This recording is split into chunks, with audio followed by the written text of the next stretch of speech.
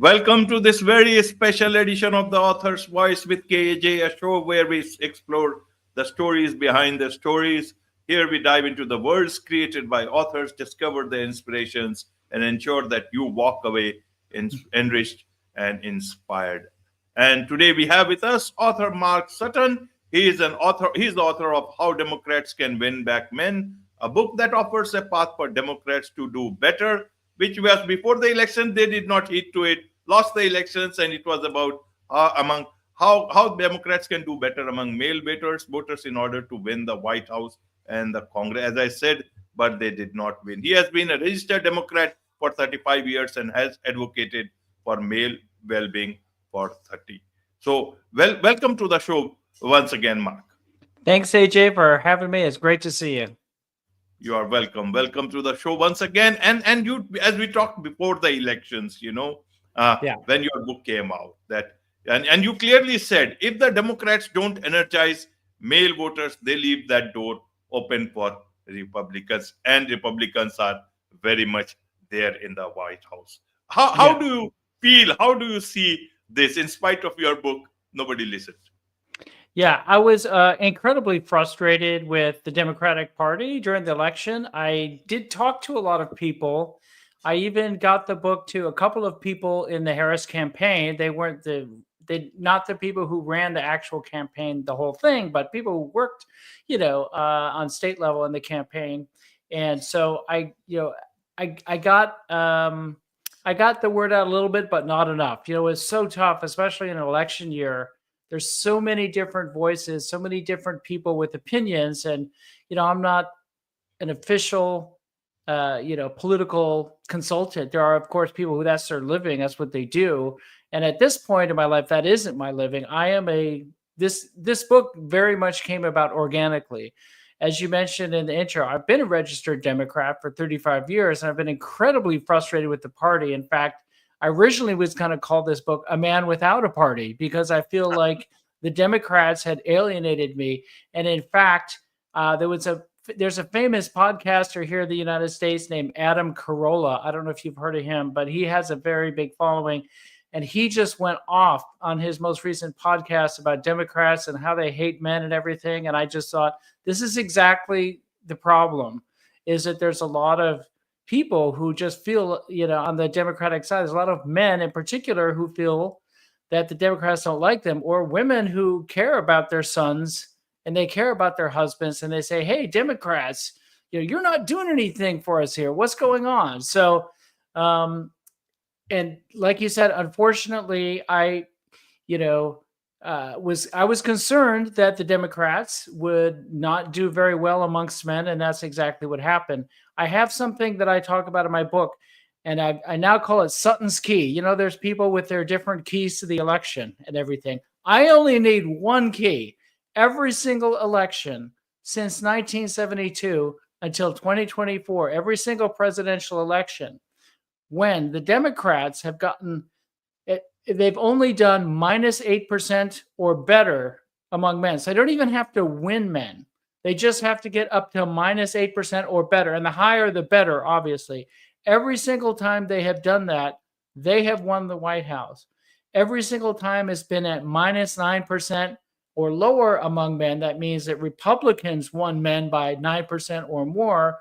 The Republicans have won the White House. Again, every single election. And in this election, the Republicans won men by 12%. And they won. And really, for me, it's that simple. I mean, the thing that's really powerful about my data set that I came up with for Sutton's Key that I use, I'm just looking at 2 by 2, right? So you've got 300 million people, but you're looking at 2 by 2, male, female, Republican, Democrat. That encompasses almost everyone, not quite everyone, but almost everyone. And so it's a very powerful data set. When you start breaking it down into subgroups and smaller, it's still fascinating, and that's still really important. But this is a really powerful, just bird's eye view of the electorate. So Sutton's Key held again in 2024. Absolutely. So do you think now that Democrats are out of power? Do you think this book is much more relevant for them to get back to power if they have to? How do you look at How are people looking at this book of yours, Mark? So when I wrote the book, it was, obviously in an election year, but I said very clearly at the beginning, this is not just about the 2024 election. This is about the next 20 years of Democrats. And one of the reasons is because particularly young men have been trending more conservative, trending more toward the Republicans. So if the Democrats lose that young generation of men, they're gone for a whole generation, right? And so I will say this, a couple of things happened. Number one, men as a voting bloc were acknowledged this year much more than in any other election, presidential election in my lifetime. Men as a specific demographic group. Because what happened was we saw there was a group called White Dudes for Harris in the summer. They came and they had hundreds of thousands of people show up on their Zoom call. But what didn't happen, there was not much attention paid to actual social issues that men face, like the fact that men in the United States are dying 6 years earlier than women. And there are a whole bunch of issues in this book that I talk about, that just being one of the most basic ones and the least controversial one, of the social issues that affect men, that that first of all, any party should get behind. When you have two groups of people and one group is dying 6 years before the other, I think that should be setting off some alarm bells. So that didn't get. So the good news is men as a voting bloc, there was the most attention paid. There are actually a number of advertisements, both that were directed at men. I think some of the advertisements on the Democratic side directed at men, I didn't find that those were particularly effective. There were also some on the Republican side that I thought were a lot more effective. They had an ad aimed at young men that was talking about, you did everything right. You went to school, you went to high school, you graduated, you went to college. Now you're applying for the job, but you don't get it because you're a man. And, we'll stop that. We'll let you have a fair shake. That's all you're asking for is a fair shake. I'm paraphrasing, right? But that's basically what they said. And you know what? That type of message resonates with a lot of young men because just because all the presidents have been men doesn't mean a 22-year-old young man who's never had a job because he's been in college or he's only had, part-time college jobs and he's looking for his first career job, doesn't mean you can discriminate against those young men because, that's not how people voted. People voted to change that. And so that was a major thing in the election. As far as the Democrats post-election, there is actually some change, which has been good. So again, it's a little bit here, a little bit there. It's not everyone. It's not even the Democratic National Committee. But let me tell you, the loudest advocate for the type of thing that I've been espousing in my book is Governor Wes Moore of the state of Maryland. So he gave a speech where he said, we're going to incorporate the well-being of boys and men into all of our work, which was fantastic. I've never heard any other sitting governor, congressman, senator give that much of a push. He was the closest to talking about what I say in my book, How Democrats Can Win Back Men. Now, he's already in office, so he has the power to actually do something to help win back men for the Democratic Party. So that was, very exciting. Again, Maryland is just one state. It's a fairly small state, but still, it's fantastic. A couple of other governors, too. Notably, Meg Whitmer, who is considered a potential 2028 presidential candidate. She's the governor in the state of Michigan. And she's the one, and I don't know if you remember this moment, there was a moment in the campaign where she and Kamala Harris went to a bar and they sat down and they're drinking a beer. Do you remember this?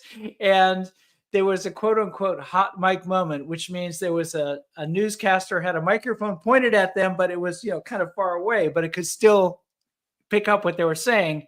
And they said, why are we doing this? And Harris said, well, we're doing, I'm paraphrasing, but she said something to the effect of, we're doing very poorly among men, so we got to like have a beer and like get the male vote. And I just about lost it. I was pulling my hair out. I'm like, I've been trying to tell you all year. I wrote an entire book with like 100 different things you could do to start to appeal to men. Okay, I have the whole playbook is right in. It's for, and I sent copies to your campaign. I reached out to your campaign, and your answer is you're going to sit at a bar and have a beer. That's your approach to getting the male vote. I was so frustrated. But anyway, so Meg Whitmer, somebody got through to her. I don't know if she read my book or she just talked to somebody else, or she probably got feedback from other people. But she did come out and at least do a singular program. She says, we want to help men do better in education and job training. And that's good. That's still good. It's not as comprehensive as the governor of Maryland, who said, hey, we've been ignoring these people for 40 years. Let's, do this. And of course, there are still people who don't agree with this. There are some people who think, look, women's right to choose, that's being taken away from them. There's some bad stories about, women and some of the issues. And I fully support women and their issues as well. It's not an either or. And so I'm just hoping that enough Democrats and candidates can get past the either or, and it's yes and instead of either or, that we can help boys and girls, boys and men, and women and girls at the same time. Is you don't have to just choose one. We can do both at the same time. So that's, I think, my biggest takeaway of the whole campaign is that issue right there. It's not an equal sum game. Not a zero sum game that we can do this and that at the same time. That is the hardest message to get through to everyone, because even if half of the Democrats agreed with me on that, maybe that's high, but let's just say hypothetically half the Democrats agree about that. That means half the Democrats don't agree with that. And they're like, we don't want anything to do with men. And I find it's the far left, more progressive Democrats who are more resistant to hearing that message. And the more moderate Democrats, such as myself, like I say, I almost, at certain times, I've been so frustrated with the party. Like, am I a Democrat or not? I mean, I've gotten so alienated sometimes, but the more moderate Democrats tend to get this message and they tend to understand it. Absolutely, Mark. Well explained. Let's focus on the book now. Sure. What is it that you have talked in the book, discussed in the book, and you want Democrats and everyone else to pay attention to, but people are only reading it or understanding it gradually, but they will. And through this one podcast and many other podcasts, that attention, the real, the deserving attention will come to the book. And this is not just about Democrats. It's also about the society itself, especially American society. Tell us a bit about in that sort of a backdrop, Mark. Sure. And I even say in the intro to my book, actually, this book, the issues I talk about are exactly like you said, relevant to everyone, Democrat or Republican. In fact, I've had Republicans read the book and get back to me and say, I agree with almost everything in the book. There are only a couple of minor issues, and I'm a Republican and I agree with you. So again, these issues are more common sense, and they should be, I believe in everyone's well-being. And I believe everyone has the right to advocate for their own well-being, which is why I wrote the book, because I don't think society has been advocating for male well-being enough. I'll speak for my country, for the United States. What I did is, I took just kind of a logical look at this issue. So as I mentioned first, my primary data set that I look at is that male voters versus female voters, Democrat versus Republican, how do they vote? And it's been since 1980 in every single election. There's a gap. It's called the voting gender gap that now is pretty famous. But at the time in 1980, it hadn't existed. So this was a new phenomenon, but it's been consistent. Since 1980, men vote more Democrat, women vote more Republican. And I do some data analysis to show not only that, but when Democrats get in power, they tend to lose men because they get to power. Then they get in there and they ignore men's issues. And then the men start to go, I don't know. I don't feel like these guys are doing anything for me. then it swings back to Republicans, then people aren't happy with them, then it swings back to Democrats. But they're constantly, every single election when they've been in power, they have lost among men. So the first thing to understand is just that dynamic, that Democrats have been trailing among men for 45 years, and Republicans have been doing better among men for that same period of time. So first you have to understand that. Then the second thing is you have to understand that the Democrats' messaging has completely ignored men intentionally. Okay, so I like to look at things like the State of the Union address. The biggest speech of the year last year was prior to the conventions was President Biden's, at that time, who was a candidate. His State of the Union speech, which is his big speech to all of Congress, is nationally, probably internationally televised. And that's where the most important ideas come out. Not a single idea mentioned about men and boys. Not a single one. Of course, there were several ideas mentioned for women and girls, which is great. I'm not saying he should have taken that out. I think he should have added maybe one idea for men and boys, at least just to, make sure that everyone feels included. Same thing if you look at the Democratic National Platform. So both parties have a platform where they say, hey, this is what we're going to do. And they say, here's our values, here's what we're going to do. Again, the word women and girls was in that document 69 times. The word men and boys was only in there a few times, and only in the context of a men and boys type statement. Never in the context of here's an issue like we want to work on boys' education or male longevity. Nothing like that.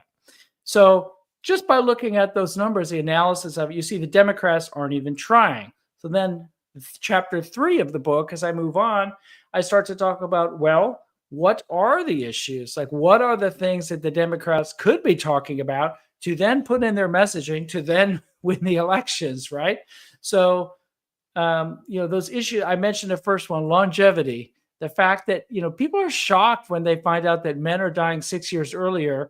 And, some people think, oh, maybe that's not such a big deal. But, if you looked at two different countries, right, and you had a population in one country that died 6 years earlier than the population of the other country, you would say, wow, something is wrong in that country where people are dying 6 years earlier. That's a pretty significant difference, right? That's not just chance or, a little minor difference. That's a major difference. And, people say, well, men and women are biologically different. So maybe 6 years is just a natural difference. However, the best study we have for this is actually looking at monasteries where there are male monks and convents where there are female nuns, and comparing them, because we have a control group that has exactly the same lifestyle. They eat the same food every day. They live the exact same lifestyle. And in that situation, women outlive men, but only 1 year.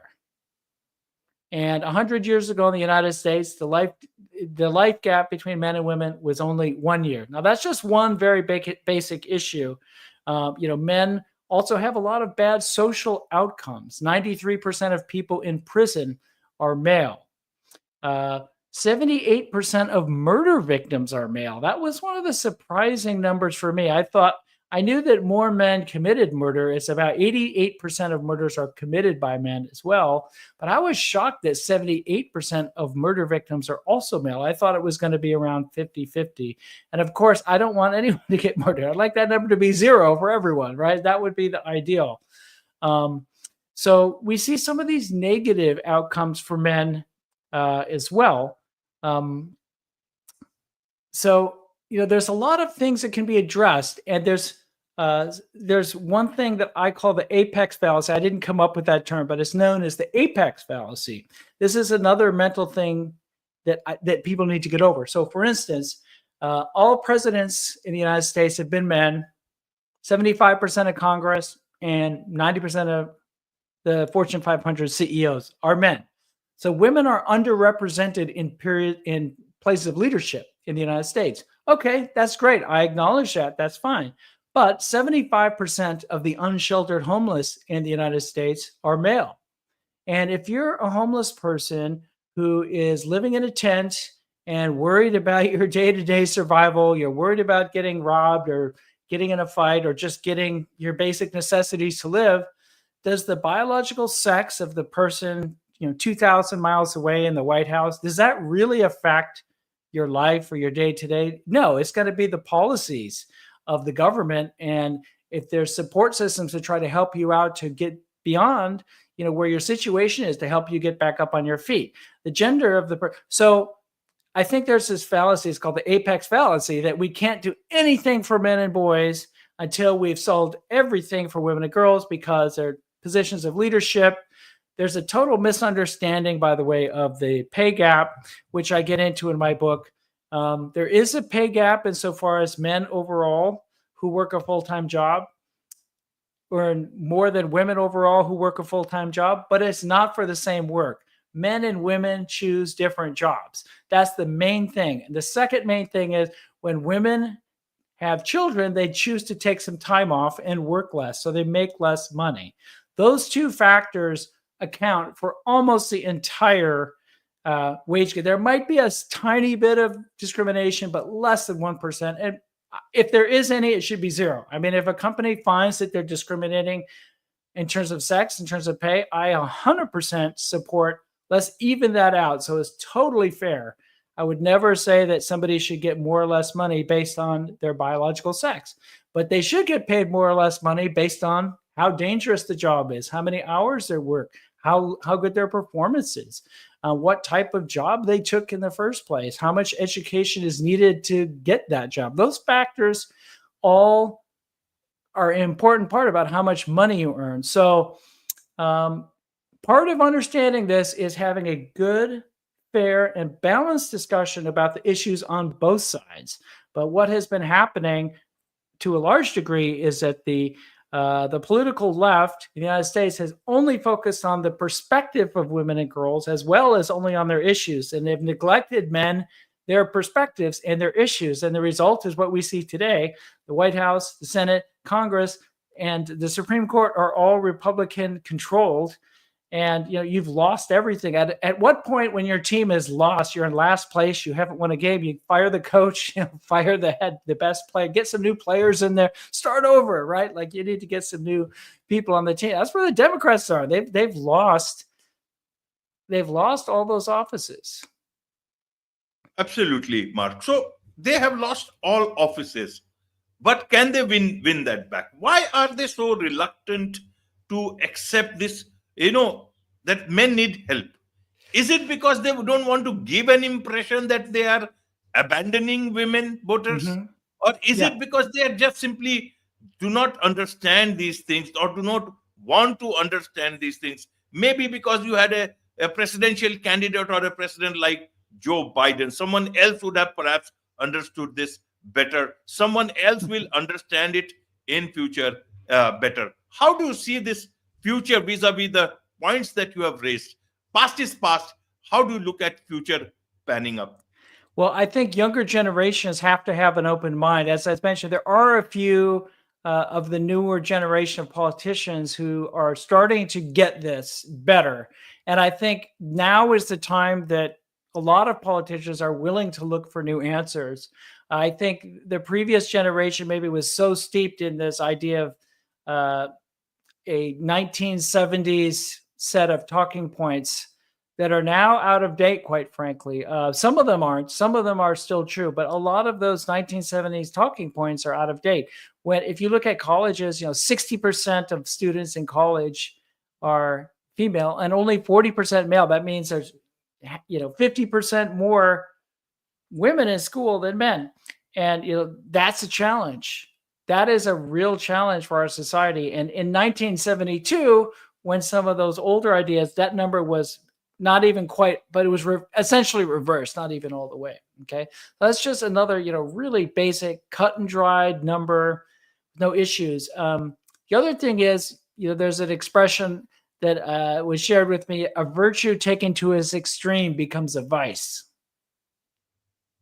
And so, we want to support everyone. And I think sometimes in the effort to support women and girls, which again, I'm going to repeat this because I repeat this all the time because I got to make it clear, which I do. I support a woman's right to choose, and I support, equal rights for everyone, et cetera, et cetera.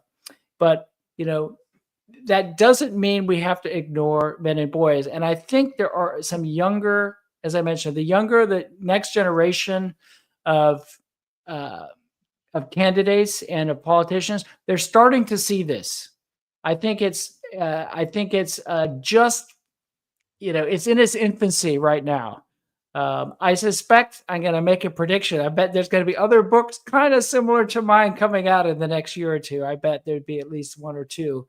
I think because people are starting to get, there's been articles now written post-election that are saying very similar things to my book. Hey, Democrats, you gotta get your act together among men here. So some other people are starting to see this. So that's a good thing. I support that, and to whatever degree my messaging and my book has helped that out, is great. It's hard to always know the ripple effect of what's going on. You say something, you write something, somebody else hears it, and it goes on. So just gotta keep spreading the word to the best I can.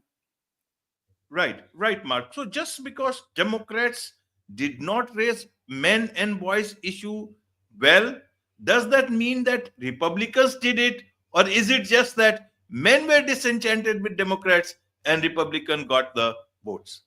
Republicans did a better job of it, and they did do it to a certain degree. And there are some things they said that I, did agree with. Like I said, discrimination on hiring policy on biological sex. I just think that's wrong. I think you should give everyone, the best, fairest decision based on the merits of their abilities. And I don't think it's fair to discriminate against someone on the basis of sex. That's in the Constitution of the United States. And the Republicans shared that message, and it resonated, I think, particularly, like I said, with young men, because the job market here has really, and especially the last year, it really tightened up. If the job market had not been so tight, maybe that message wouldn't have gotten across. But when you've got people graduating from college with $100,000 of debt, and then they didn't get a job, and then they see these companies saying, we give priority to female candidates or something like that, or they have these women's only job fairs. There were some men who they said, I identify as female, and they went to the women's only job fair because they were frustrated. And then, women condemn them for this. And I'm thinking, what do you want them to do? There's no job fair for them. And then certain groups of people get to go to the job fair and certain don't. Aren't we trying to get past this? Isn't this the sort of thing? There were also, a couple of senators who wrote books in the year ahead of the election, focused on men and boys issues, focused a lot on career, job opportunities, on masculinity. They focused on those things. I didn't necessarily agree with everything in those books, but they were very good. And at least they spoke to the issue. At least they're addressing the issue. And, during the campaign, I definitely heard the Republicans say at certain times, like, we're going to be the party that's going to support men and boys. It wasn't the central theme of their campaign, but they came out and said it very clearly at several instances. And the Democrats never did. In the very end, Harris, with 2 weeks before the election, as she saw, after the beer summit, she made a kind of a last-ditch effort to make a proposal specifically for Black men, which I think came across as a bit of a desperate move. And people thought this is, and, she had a couple of good ideas in there, like a men's health program. But it was too little too late. And, it was only for Black men, who are about 6 to 7% of the voting populace.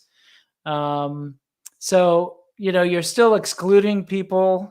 You're excluding the other, 42% of voters who are male, because men are about 48% of the voting population here.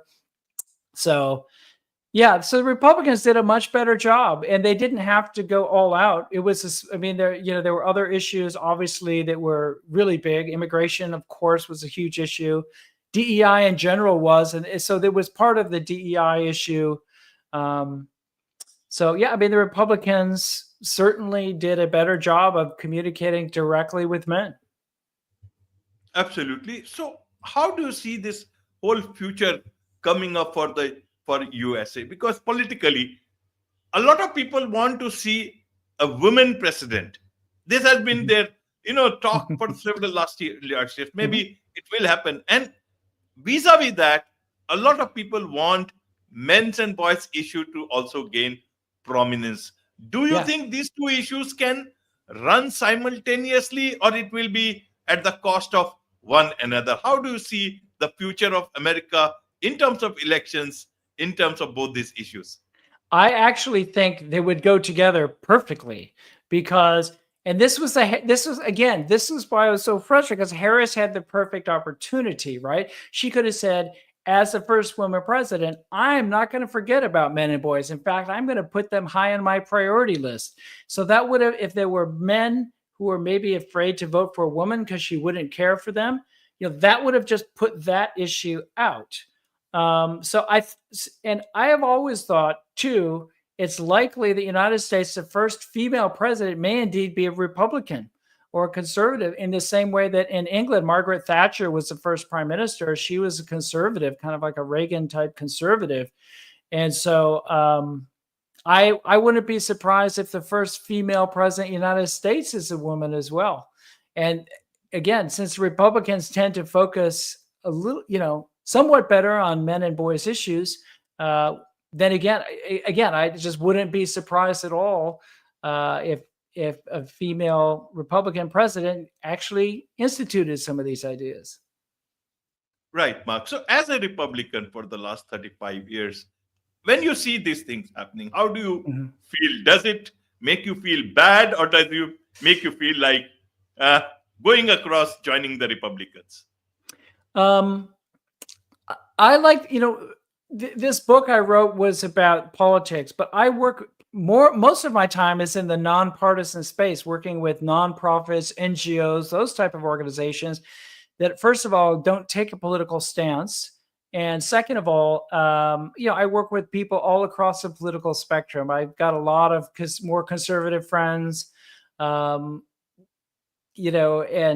so it's one of those things. The issues themselves are really what's most important to me. What I'd like to see is actually people from any side of the political aisle say, okay, how are you approaching these issues? Well, we're going to do this, then this, and this. The other side, we're going to do that and that and that. Great. Then we have like the two sides, kind of like, who's going to do a better job for the male vote? And they have to, well, if you're going to give a men's health institute, we're going to double that. We're going to make it twice as big. We're going to do a really big men's health institute. Or if you're going to work on suicide prevention, we're going to do that. Plus, prostate cancer, free screening for everyone, whatever. Let's have them debate and fight over the male vote for these, again, so many really basic things that we haven't even gotten into some of the more controversial issues, some of which are state-based, like in the United States, family law reform is a huge one, parenting, child support issues, and those types of things. There's a whole hornet's nest of stuff there we didn't even get into. But I see these issues really as bipartisan issues. And I would, like I say, at times I have felt like an independent and not really felt connected to the Democrats because I've been so frustrated at their lack of attention. I was originally going to call my book "A Man Without a Party," and there are some, Republicans over the years I've heard who I thought, really have some great points and have great things to say too. So I'm not one of those people who can't listen to somebody from the other party and it's us against you. I think we all need to work together, even if we have some different opinions.